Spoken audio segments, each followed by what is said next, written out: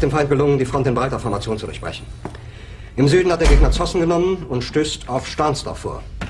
Der Feind operiert jetzt am nördlichen Stadtrand zwischen Frohnau und Pankow und im Osten ist der Feind bis zur Linie Lichtenberg-Marsdorf-Karlshorst gelangt. Mit dem Angriff Steiners wird das alles in Ordnung kommen. Mein Führer, Steiner konnte nicht genügend Kräfte für einen Angriff massieren. Der Angriff Steiner ist nicht erfolgt.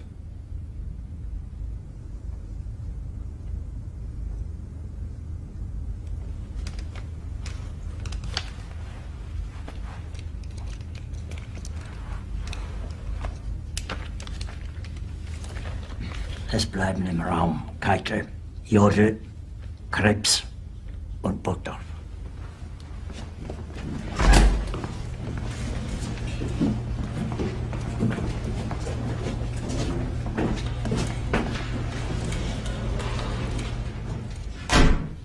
Das war ein Befehl!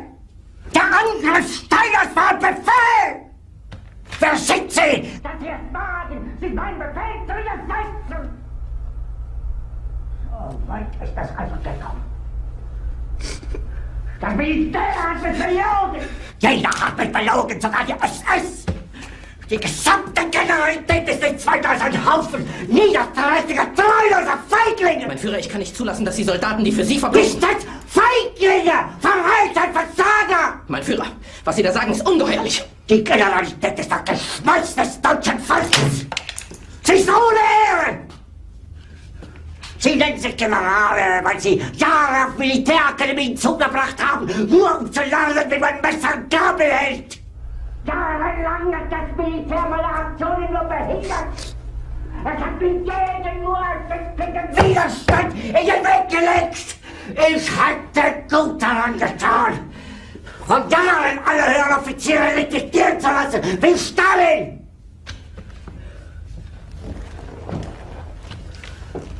Ich war nie auf einer Akademie. Und doch habe ich allein auf mich gestellt, ganz Europa erobert. Verräter! Von allem Anfang an bin ich so verraten und betrogen worden. Es wurde ein ungeheurer Verrat geübt am deutschen Volke. Aber alle diese Verräter werden bezahlen.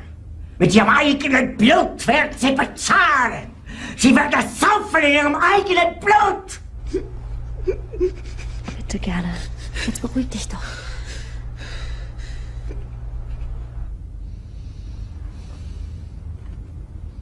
Meine Befehle sind in den Wind gesprochen. Es ist unmöglich, unter diesen Umständen zu führen. Es ist aus.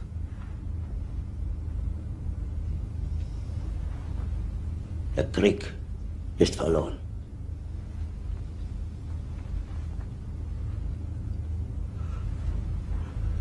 Aber wenn Sie, meine Herren, glauben, dass ich deswegen Berlin verlasse, irren Sie sich gewaltig.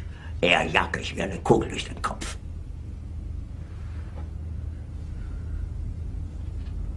Tun Sie, was Sie wollen.